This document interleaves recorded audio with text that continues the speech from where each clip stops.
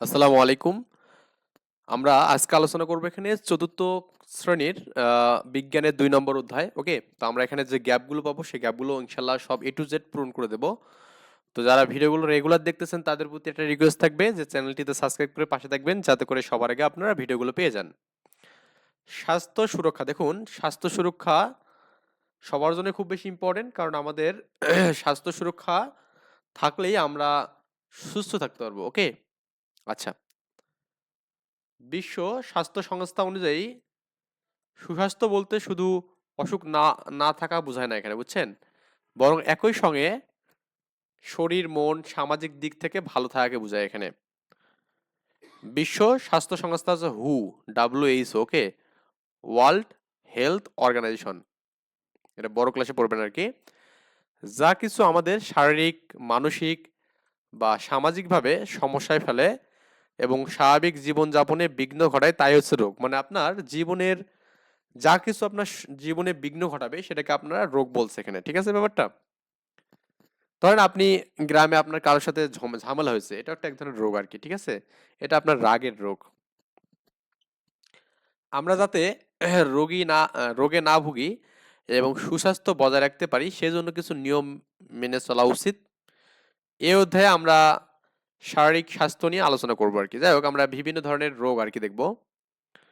সাধারণত আমরা কি রোগে আক্রান্ত হই সেটা আমাদের তালিকা করতে বলছে। তো এই যে তালিকাটা আমাদের লিখতে বলছে এখানে যা করতে হবে। তো এই পর্যন্ত আমি কি রোগে আক্রান্ত হয়েছি একটু ভেবে তালিকা আকারে লিখতে বলছে এখানে। ঠিক আছে? দেখুন, তারপরে আপনাদের অনেকের পরিবারে বাবা-মা, ভাই-বোন, দাদা-দাদি, নানা-নানি আছেন এখানে। তারা বিভিন্ন রকমের যেসব রোগে আক্রান্ত হয়েছেন সেগুলোর নাম তালিকাযুক্ত করি আমরা এখানে। যাই হোক আমরা এখানে এই তালিকা দিয়ে এই ছকটা পূরণ করব যে নিজে আক্রান্ত রোগের নাম, পরিবারে অন্য সদস্য আক্রান্ত হওয়া রোগের নাম এবং অন্যান্য রোগ। মানে ব্যাপারটা হচ্ছে এই কাজটা ফুললি আপনার বাসার কাজ এখানে। সেটা কি আপনি কি ছোটবেলা থেকে আপনি আপনার মাকে জিজ্ঞেস করবেন বা যারা মারা ভিডিও দেখতেছেন আরকি, গার্ডিয়ান আরকি, তারা একটু মানে যারা যে আপনার সন্তান যে রোগে আক্রান্ত হইছে, সে রোগগুলোর নাম আপনি এখানে লিখবেন। এবং আপনাদের ফ্যামিলিতে অর্থাৎ আপনার দাদা, দাদি, মা-বাবা যারা যে রোগে আক্রান্ত হচ্ছে সে রোগগুলো লিখবেন এখানে এবং অন্যান্য রোগের নামগুলো লিখবেন। আমি একটা জাস্ট নমুনা অ্যান্সার দিচ্ছি এখানে। আপনারা চাইলে এটা নিতে পারেন। তো নিজের আক্রান্ত যে রোগগুলো আমি এখানে যেগুলো দিয়েছি যেমন সর্দি, কাশি, জ্বর, আমাশয়, তারপর এখানে কি? চিকেন পক্স, ওকে? আর পরিবারের অন্য সদস্যের আক্রান্ত হওয়ার নামগুলো দিয়েছি, ডায়াবেটিস দিয়েছি, তারপর উচ্চচাপ, হাঁপানি দিয়েছি। হাঁপানি মেইনলি মানে বয়স্ককালে বেশি হয়, তাই না? আর্থ্রাইটিস, ওকে? এগুলো আমরা দিয়েছি এখানে যে তারপর এখানে যে অন্যান্য যে রোগগুলো যেমন ডেঙ্গু, ম্যালেরিয়া, টাইফয়েড, যক্ষ্মা এগুলো হচ্ছে আমি জাস্ট দিয়েছি আরকি অন্য রোগের নামগুলো দিয়েছি। তো কয়েকজন সহপাঠী মিলে শিক্ষকের সামনে গিয়ে কয়েকটি রোগে আক্রান্ত হওয়ার অবস্থা অভিনয় করে দেখাতে বলছে। মানে আপনারা একটু দেখাবেন এই জিনিসটা যে আপনার রোগ হলে কি হয়? তারপরে এখানে বা আমাশা হলে কি হয়? তো এটাই বেশি মজাদার হবে যে আমাশা হলে কি হয় আরকি। বদনা একটা পাশে রাখবেন। হ্যাঁ? ঠিক আছে? বারবার ওয়াশরুমে যাবেন, আসবেন, যাবেন, আসবেন। ঠিক আছে? এটা হচ্ছে একটু দেখাবেন অভিনয় করে। তাহলে আপনাদের ফ্রেন্ডরাও মজা পাবে, আপনার টিচারও মজা পাবে। ঠিক আছে? তো ঠিক আছে এভাবে আপনারা একটা কি অভিনয় করে দেখাবেন আরকি। যাগ্গা। নিচের ছবিগুলো দেখি এবং কোন রোগের লক্ষণ তার নাম লিখি। দেখুন এই লোকটা কি হয়েছে এখানে আপনার জ্বরে ভুগতে হয়েছে। ওকে? হ্যাঁ, তার মানে আমরা এখানে জ্বর আসছে এখানে। তো আমরা এখানে সবগুলোই ফাঁকা ঘরগুলো দেব। দেখুন এর মুখে অনেকগুলো দাগ উঠছে এখানে। ওকে? আচ্ছা। তারপরে আপনার এখানে এই কাশি দিচ্ছে, এর মাথা ব্যথা করছে। তারপরে এই দেখুন এই যে টয়লেটে যাচ্ছে দেখুন টয়লেটের দরজা খোলা আছে, বুকে হাত দিছে, হাতে বদনা। তাহলে হাতে বদনা নিয়ে কিন্তু টয়লেটে যাচ্ছে। এরও মানে বুক ব্যথা করছে মানে কি? এ এখন যাবে কাম সারতে। যাই হোক আমরা এখন দেখবো আরকি যে ১ম ছবিতে কি মাথায় ভেজা কাপড় দিয়ে শুয়ে আছে। তার মানে কি জ্বরের লক্ষণ। তারপরে আছে ২য় কি মুখ লাল দাগ বা ফুসকুড়ি হয়। তার মানে এটাকে হাম বলা হয় বা এখানে কি চিকেন পক্স এর লক্ষণ আরকি। ওকে? চিকেন পক্স এর লক্ষণ আরকি এটা। ৩য় ছবিতে দেখুন আমাদের এখানে হাসি দিচ্ছে এবং মাথা ব্যথা করছে। তার মানে এখানে সর্দি এবং কাশির লক্ষণ এখানে। ঠিক আছে? মাথা ব্যথা এবং হাসি হচ্ছে কি সর্দি কাশির লক্ষণ। তো এরপরে আমরা দেখতেছি ৪র্থতে পেটে ব্যথা বা টয়লেটের পাশে দাঁড়ানো তার মানে ডায়রিয়া বা আমাশার লক্ষণ। ঠিক আছে? তো এই বিষয়গুলো আমরা এখানে একটু লিখবো আরকি এই জায়গাতে যাজ্ঞা। তো সারসংক্ষেপটা আমরা দেখতে পারি এখান থেকে যে আমরা বিভিন্ন সময়ে বিভিন্ন রোগে আক্রান্ত হই।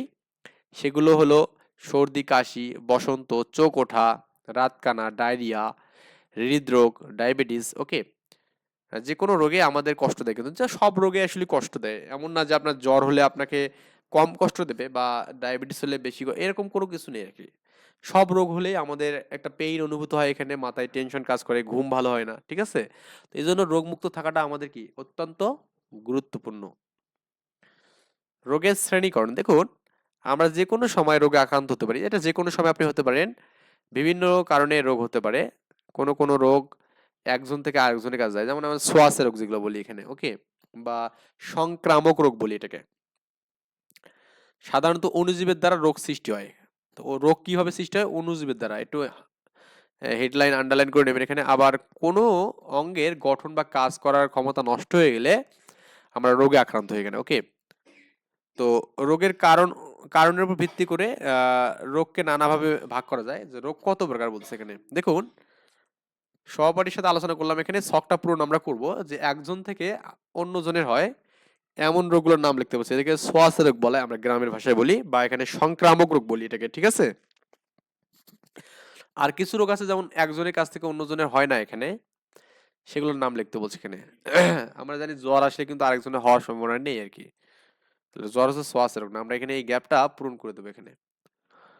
সো আমরা একজনের থেকে অন্যজনের হয় এগুলো হচ্ছে সংক্রামক রোগ, যেমন সর্দি কাশি, তাই না? একজন কাশি দিলে আরেকজনের মুখ ঢেকে রাখা উচিত বা তাকে রুমাল ইউজ করা উচিত। তাছাড়া এর কাশির ফলে অন্যজনের কিন্তু কাশি হতে পারে। তাই হাম, ঠিক আছে, চিকেন পক্স, তারপর ডেঙ্গু, যক্ষ্মা।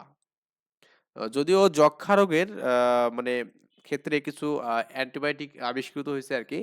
তো এই কারণে যারা অ্যান্টিবায়োটিক সেবন করে আর কি তাদের ক্ষেত্রে না হওয়ার সম্ভাবনা বেশি থাকে। যাই হোক, আমরা তারপরও আলাদা থাকার ট্রাই করব। তো আর একজন থেকে আরেকজনের হয় না, যেমন ডায়রিয়া বা ডায়াবেটিক্স, যেটা এখানে ডায়াবেটিক্সের কখনো ছোঁয়াচে না। উচ্চ রক্তচাপ, হৃদরোগ, ক্যান্সার, ওকে, হাঁপানি, এই রোগগুলো কখনো একজনের হলে যে আরেকজনের হবে এমন কোনো কিছু নেই আর কি, ওকে। সারসংক্ষেপে সংক্রামক রোগ হচ্ছে কিছু কিছু রোগ একজনের থেকে আরেকজনের ছড়ায়, সেগুলোকে সংক্রামক রোগ বলে। এই সংক্রামক রোগ হচ্ছে ভাইরাস, ব্যাকটেরিয়া, ছত্রাক বা অন্য কোনো পরজীবীর কারণে হয়, যেমন সর্দি, চোখ ওঠা, ওকে, বসন্ত, করোনা, হাম। আপনি চাইলে এই রোগগুলোর নামও দিতে পারেন এখানে এই জাতে, ঠিক আছে ব্যাপারটা? তো আমি আরো এক্সট্রা করে দিয়েছি। আর অসংক্রামক রোগ মানে এখানে যে কিছু কিছু রোগ একজনের থেকে আরেকজনের হয় না, সাধারণত শরীরের কোনো অঙ্গের কর্মক্ষমতা হ্রাস বা বিপাকীয় কার্যক্রম বাধা পেলে মানুষ এই ধরনের রোগে আক্রান্ত হয়।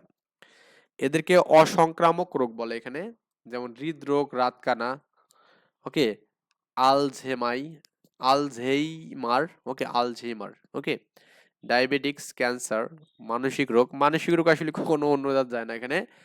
বিশ্ব স্বাস্থ্য সংস্থা সর্বশেষ শ্রেণীর অনুযায়ী মাদকাসক্তি একটি রোগ এখানে, তার মানে যে মদ সেবন করে এটা তার একটা কিন্তু রোগ, ঠিক আছে ব্যাপারটা? তো এই রোগ থেকে মুক্তির জন্য তাকে পাবনায় পাঠাবেন। কিছুদিন পাবনায় থাকলে সে কিন্তু মদ আর খেতে পারবে না, ঠিক আছে? এতে করে সে এখান থেকে মুক্তি পেতে পারে, যদিও কুকুরের লেজ সোজা হয় না। আচ্ছা, আমরা একটু জাস্ট দেখি এখানে যে সংক্রামক রোগের শ্রেণীকরণ। তো এখানে একটা বিষয় একটু মনে রাখবেন, সেটা হচ্ছে কি বললাম এখানে, যে যারা মাদক সেবন করে এখানে তাদের ক্ষেত্রে এই কাজটা করলে বেটার, ওকে। আমার গ্রাম থেকেও আমি দেখেছি যে একটা ছেলে এরকম মাদক সেবন করতো, তো তাকে কিন্তু মানে তার বাবা নিজে পুলিশের কাছে ধরাই দিয়েছে, যাতে করে জেলখানায় সে যেন খাতে না পারে। বুঝছেন ব্যাপারটা? এখন কেউ যদি এখান থেকে ধর্মান্তরিত হয় তখন কিন্তু তার ক্ষেত্রে সে পজিটিভলি বিষয়গুলো দেখে কিন্তু আর কিছু খায় না, ওকে। যাই হোক, মানুষ সাধারণত বায়ু, পানি ও বা এখানে কি প্রাণী সংক্রামক রোগের জীবাণু বহন করে রোগের বিস্তার ঘটায়। এখানে বিস্তারের মাধ্যমে ওপর ভিত্তি করে এই রোগগুলোর নাম করা যায়। যেমন আমাদের পানিবাহিত রোগ, ঠিক আছে? পানিবাহিত রোগগুলো হচ্ছে কি পানির মাধ্যমে যেসব রোগ ছড়ায় সেগুলো হচ্ছে পানিবাহিত রোগ, যেমন হচ্ছে ডায়রিয়া, আমাশা, টাইফয়েড, হেপাটাইটিস এ। এগুলো একটু মুখস্থ করবেন পানিবাহিত রোগ কোনগুলো। বায়ুবাহিত রোগ হচ্ছে আমাদের এখানে বায়ুর মাধ্যমে যেসব রোগ ছড়ায় এখানে, সেগুলো হচ্ছে বায়ুবাহিত রোগ, যেমন ইনফ্লুয়েঞ্জা, ফুসফুসের যক্ষা, কোভিড-19 এটা হচ্ছে বায়ুবাহিত রোগ, ঠিক আছে? কোভিড-19 কিন্তু বায়ুর মাধ্যমে কিন্তু ছড়াইছে, ঠিক আছে? প্রাণীবাহিত রোগ এখানে যেগুলো মানে প্রাণীর মাধ্যমে আমাদের শরীরে প্রবেশ করে কি, যেমন কোন কোন রোগের জীবাণু প্রাণী বহন করে, এদেরকে প্রাণীবাহিত রোগ বলে। যেমন মশার মাধ্যমে ম্যালেরিয়া, ডেঙ্গু, ইঁদুরের মাধ্যমে প্লেগ, ওকে, ইঁদুরের প্লেগ রোগ, কুকুরের কামড় হচ্ছে জলাতঙ্ক, ওকে, এই বিষয়গুলো আর কি। তখন বলছে যে কাজ বায়ু পানি রোগ শনাক্ত করতে বলছে। যাই হোক আমরা এখানে গ্যাস মানে হচ্ছে বায়ুর মাধ্যমে, বুঝছেন ব্যাপারটা, পানির মাধ্যমে এবং কি প্রাণীর মাধ্যমে যেগুলো ছড়ায় এমন রোগগুলোর নামগুলো আমরা এখানে করবো কি লিখে দেবো এখানে, যাতে বুঝছেন আমরা এইরকম রোগের নামগুলো এখানে লিখবো আর কি। দেখুন গ্যাসের মাধ্যমে বা বায়ুর মাধ্যমে যেগুলো আছে সর্দি কাশি, ইনফ্লুয়েঞ্জা, হাম এবং যক্ষা, ঠিক আছে। পানির মাধ্যমে যেগুলো ছড়ায় এখানে সেগুলো হচ্ছে ডায়রিয়া, আমাশা, কলেরা, টাইফয়েড। এবার প্রাণীর মাধ্যমে হচ্ছে ডেঙ্গু, ম্যালেরিয়া, জলাতঙ্ক, প্লেগ, এই যে নামগুলো আছে কুকুরের মাধ্যমে, মশার মাধ্যমে, ঠিক আছে। ডেঙ্গু এবং ম্যালেরিয়া হচ্ছে মশার মাধ্যমে ছড়ায় কিন্তু। সো আমরা 15 পেজে পড়লাম যে রোগের কারণ এবং বিস্তার, কি কি কারণে আমাদের রোগ হয়। এখানে এটা একটা কোশ্চেন না, যে কোন রোগটা আসলে কি কারণে হচ্ছে, এটা আমাদের একটু জানাও দরকার, তাই না, যে আমাদের এই রোগটা হওয়ার কারণটা কি। তো এই ছকটা, নিচের ছকটা পূরণ করলে বুঝবো যে রোগের নাম এখানে দেওয়া আছে এবং এই রোগের কারণটা কি অ্যাকচুয়ালি, ঠিক আছে। আমরা একটু এই ছকটা পূরণ করব। সর্দি কাশি, দেখুন ভাইরাস সংক্রামক ঠান্ডা লাগা থেকে সর্দি কাশি হয়, এ রোগের নাম এবং কারণ। ডায়রিয়া, দূষিত পানি বা খাবার খেলে এটা হয়। ডেঙ্গু হচ্ছে আমাদের মেইনলি অ্যাসিডের মাধ্যমে, মানে সরি এডিস মশার মাধ্যমে, বা এডিস মশা কামড় দিলে হয় এখানে। যক্ষা হচ্ছে কি ব্যাকটেরিয়া সংক্রামক, বাতাসের মাধ্যমে ছড়ায়, ঠিক আছে ব্যাপারটা। হাম হচ্ছে আমাদের ভাইরাস সংক্রামক, এখানে ভাইরাসের মাধ্যমে ছড়ায় এখানে, ঠিক আছে ব্যাপারটা। এখন সংক্রামক রোগের কারণগুলো আমরা বলবো, যে বিভিন্ন কারণে মানুষ রোগাক্রান্ত হতে পারে। এখানে আমরা ইতিমধ্যে জেনেছি সংক্রামক রোগের কারণ হলো বিভিন্ন রোগের জীবাণু। এসব জীবাণু শরীরে প্রবেশ করলে রোগ সৃষ্টি হয়। সুতরাং রোগীর কাছাকাছি থাকলে অথবা জীবাণু দ্বারা দূষিত পানি পানে রোগ হতে পারে। আবার কখনো কখনো জীবাণু বহনকারী পোকামাকড় বা প্রাণীর মাধ্যমে রোগ হতে পারে। অনেক সময় পুষ্টিহীনতার কারণে রোগ প্রতিরোধ ক্ষমতা কমে যায়, এর ফলে কিন্তু মানুষের রোগাক্রান্ত হয়ে যায়। অসংক্রামক রোগ সাধারণত পরিবেশের নানা উপাদান যেমন পানি, বায়ু প্রভৃতি দূষিত হওয়ার কারণে মানুষের রোগ হয়। শারীরিক পরিশ্রম না করাও কিছু কিছু অসংক্রামক রোগের জন্য দায়ী আর কি, ওকে। তার মানে আপনাকে শারীরিক পরিশ্রম করতে হবে এখানে। বায়ু দূষিত ও অন্যান্য পরিবেশ দূষণের কারণে চর্মরোগ, অ্যাজমা জাতীয় রোগ হয় এখানে। তাহলে আমাদের বায়ু দূষণের ফলে কি কি হয় এখানে দেওয়া আছে। ধূমপান, মাদকদ্রব্য গ্রহণে ক্যান্সার, হৃদরোগ সহ বিভিন্ন অসংক্রামক রোগ হতে পারে। বংশগত কারণে বেশ কিছু অসংক্রামক রোগ হতে পারে। কখনো আবার ভিটামিনের অভাবে রোগ হয় এখানে, ঠিক আছে। তারপর আপনার এখানে ভিটামিন এ এর অভাবে রাতকানা রোগ হয়, এটা মনে রাখবেন, এমসিকিউ আসতে পারে। ভিটামিন ডি এর অভাবে রিকেটস রোগ হয় এখানে। স্বাস্থ্যকর ও সুষম নয় এসব খাবার খেলে জীবনযাপন অস্বাস্থ্যকর এবং অস্বাস্থ্যকর অভ্যাসের কারণেও রোগ হতে পারে এখানে। যাই হোক আমরা এগুলোর মোটামুটি সবাই জানি আর কি। সংক্রামক রোগ কিভাবে বিস্তার লাভ করে, আমরা জাস্ট একটু এই বিষয়টা পড়ি আর কি, যে সংক্রামক রোগ কিভাবে বিস্তার লাভ করে, ঠিক আছে। রোগ একজন থেকে আরেকজনের দেহে ছড়ানো হলো হচ্ছে কি বিস্তার, ঠিক আছে। বিভিন্ন মাধ্যমে সংক্রামক রোগ সংক্রান্ত ব্যক্তির দেহ থেকে সুস্থ ব্যক্তিতে ছড়ায়।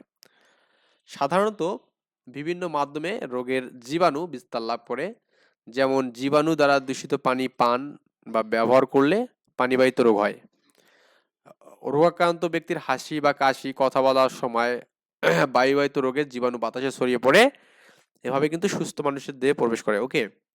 ম্যালেরিয়া, ডেঙ্গু, তারপরে চিকুনগুনিয়া রোগের হচ্ছে কি বাহক হচ্ছে মশা, তাহলে মশার মাধ্যমে এগুলো আসলে মানে হয় আর কি। রোগাক্রান্ত ব্যক্তিকে কামড়ানোর পর ওই মশা সুস্থ ব্যক্তিকে কামড়ালে সে সেই ব্যক্তির এইসব রোগ হওয়ার সম্ভাবনা থাকে। মানে আপনার একটা মশা যখন যার রোগ হয়েছে তাকে যদি কামড় মারে, তারপরে যে এটি এসে আবার সুস্থ লোককে কামড় দেয়, তাহলে কিন্তু ওই রোগটা আপনার কাছে আসবে।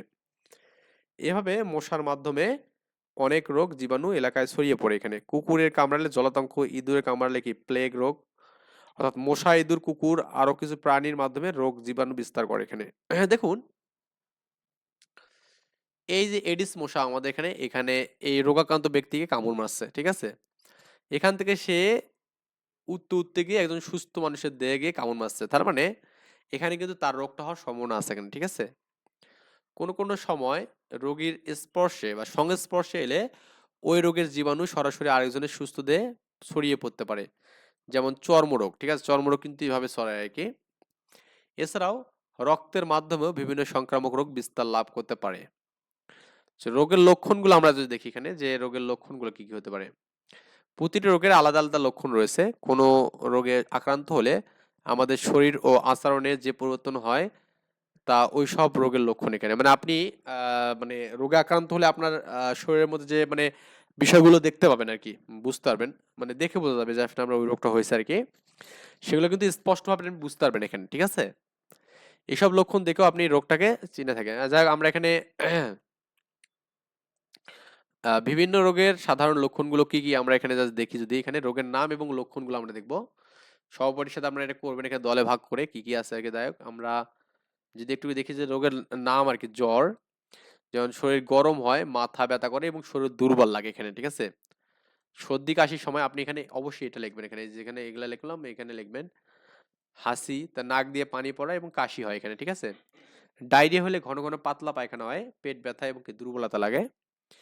ডেঙ্গু হলে আপনার এখানে উচ্চ জ্বর হয়, মানে অনেক জ্বর হয়, শরীর এবং গাটে ব্যথা, বমি বমি ভাব হবে এখানে। ওকে, হামদুদুল হয় এখানে জ্বর, শরীর লাল লাল ফুসকুড়ি হয় এখানে এবং কি আমাদের এখানে কাশি হয়। ঠিক আছে, এই বিষয়গুলো পড়লেই মোটামুটি হবে। আপনি চাইলে আরো দিতে পারেন, এখানে মোটামুটি 4টে দিয়েছে, আমি 4টে রোগের নাম দিয়েছি। ঠিক আছে, সারসংক্ষেপ আপনি এখানে বিভিন্ন রোগের সাধারণ লক্ষণগুলো হচ্ছে, সর্দি হলে আমি এখানে অনেকগুলো দিয়েছি, এখানে আপনি 4টে লিখবেন। ঠিক আছে, সর্দি হলে নাক দিয়ে অনবরত তরল পানি পড়ে এবং নাক লাল হয়ে যায়, তাই না? চোখ ওঠা, চোখ ওঠা রোগ হচ্ছে চোখ লাল হয়ে যায়, চোখে চুলকানি এবং জ্বালা অনুভূত হয়, চোখে পিছুটি জমা হয়ে এবং পাতা আটকে থাকে, মানে দেখবেন যে পাতাটা আটকে গেছে, মানে ওই যে চোখের যে ময়লাটা আছে এখানে সাদা। ডায়রিয়া হলে ঘন ঘন ঘন পাতলা পায়খানা হয় এখানে, অতিরিক্ত পিপাসা পায় আর কি, পেট ব্যথা করে, শরীর পানি শূন্য হয়ে চামড়া কুঁচকে যায়, রোগী আস্তে আস্তে কি নিস্তেজ হয়ে থাকে। ওকে, ম্যালেরিয়া জ্বরে কিছু সময় পর পর কাঁপুনি দিয়ে জ্বর আসে এখানে, মাথা ও পেট সহ সারা শরীর কি ব্যথা অনুভব করে, বমি বমি ভাব হবে। অ্যাজমা হলে রোগের শ্বাসকষ্ট হবে এখানে এবং শ্বাসের সাথে শো শো শব্দ হবে এখানে। ঠিক আছে, ডায়াবেটিস হচ্ছে ঘন ঘন প্রস্রাব হবে বা পিপাসা লাগবে এখানে। হ্যাঁ, ওজন কমতে থাকবে এখানে। ফুসফুসের যক্ষা রোগ হলে দীর্ঘমেয়াদী কাশি হতে পারে এখানে, কাশির সাথে সাথে মাঝে রক্তপাত হতে পারে এখানে এবং বুকে ব্যথা হবে, ওজন কমতে থাকে এবং কি সাথে জ্বরও থাকতে পারে। যাই হোক, এই বিষয়গুলো আমাদের এখানে পড়লাম আর কি। রোগের প্রতিকার দেখুন, আমরা এটা খুবই ইম্পর্টেন্ট একটা বিষয়, যে বিভিন্ন রোগের জীবনের বিভিন্ন সময় আমরা নানা রোগে আক্রান্ত হই। রোগ থেকে সুস্থ হওয়ার জন্য যা যা আমাদের করব তার আগে প্রতিকারগুলো আমরা দেখবো এখানে। দেখুন, আমরা যদি ছকটা দেখি তাহলে হবে রোগের প্রতিকারগুলো, করণীয়গুলো কি কি। দেখুন, আমরা এখানে বাড়িতে কেউ অসুস্থ হলে আমরা যা যা করতে পারি তার একটা আমরা এখানে মানে ছক লিখবো, এখানে অ্যান্সার দেওয়া আছে। দেখুন, আমরা প্রথমত করতে পারি এখানে রোগীকে বিশ্রাম নিতে দেবো এখানে, মানে যার রোগ হয়েছে তাকে আমরা বিশ্রাম নেওয়ার জন্য সাহায্য করব, তার কাজগুলো আমরা করে দেবো আর কি। পরিষ্কার ও শান্ত পরিবেশ রাখতে হবে এখানে। ঠিক আছে, হইচই জায়গাতে রাখার দরকার নেই, সময় মতো ওষুধ খাওয়াতে হবে এখানে তাকে, ডাক্তারের কাছে নেওয়া বা পরামর্শ নেওয়া দিতে হবে এখানে, পুষ্টিকর খাবার দিতে হবে এখানে, পরিষ্কার পানি ও তরল খাবার দিতে হবে, প্রয়োজন হলে শরীরের তাপমাত্রা মাপতে হবে, সংক্রামক হলে তাকে আলাদা রাখতে হবে এখানে, মানে সংক্রামক যদি হয় মানে শ্বাসের রোগ হয় তাকে পরিবার থেকে একটু আলাদা করে রাখতে হবে। ঠিক আছে, এই কাজগুলো আমরা করবো আর কি। এখন এই আর কি বিষয়াদি মানে সার সংক্ষেপ দেখো এখানে, যে অসুস্থ হলে চিকিৎসকের পরামর্শ অনুযায়ী ঔষধ ও পথ্য সেবন এবং পরিমিত বিশ্রাম নিতে হবে। পরিষ্কার পরিচ্ছন্নতা রোগের প্রতিরোধের মানে অর্থাৎ আপনি পরিষ্কার পরিচ্ছন্ন থাকলেই আপনি রোগ থেকে মুক্তির কি এটা পূর্ব শর্ত আর কি। ঠিক আছে, তার মানে রোগ থেকে মুক্তির জন্য আপনাকে পরিষ্কার পরিচ্ছন্ন রাখতে হবে। অনেক মেয়ে দেখবেন যে হাতে নখ রাখে লম্বা লম্বা বা হাতে, এটা কিন্তু মোটেও ঠিক না, কারণ এখানে ময়লা আরো বেশি জমে থাকে। ঠিক আছে, আচ্ছা, ছেলেরাও রাখে, যাক এটা আপনারা রাখবেন না আশা করি, কারণ এটা আপনাদের জীবনের জন্য একটা রিস্ক হয়ে যাবে। ঠিক আছে, কারণ জীবাণু এর মাধ্যমে আপনার শরীরে কখন প্রবেশ করে আপনি বুঝতে পারবেন না। ডায়রিয়া ও কলেরায় আক্রান্ত রোগীর দেহে পানি শূন্যতা রোধে যথেষ্ট পানি স্যালাইন পান করতে হবে এখানে। টাইফয়েড, ম্যালেরিয়া অন্য কোনো জ্বরে আক্রান্ত রোগীকে জলপট্টি দিয়ে শরীর স্পঞ্জ করে দেহের তাপমাত্রা কমিয়ে রাখার ব্যবস্থা করতে হবে। রোগীর ব্যবহার্য কাপড়, বিছানা বাসনপত্র, গ্লাস, কাপ নিয়মিত পরিষ্কার রাখতে হবে এখানে। রোগ অনুযায়ী ঔষধ ও পথ্য সেবন করলে এবং পর্যাপ্ত বিশ্রাম নিলে রোগ সহজে নিরাময় হয় এখানে।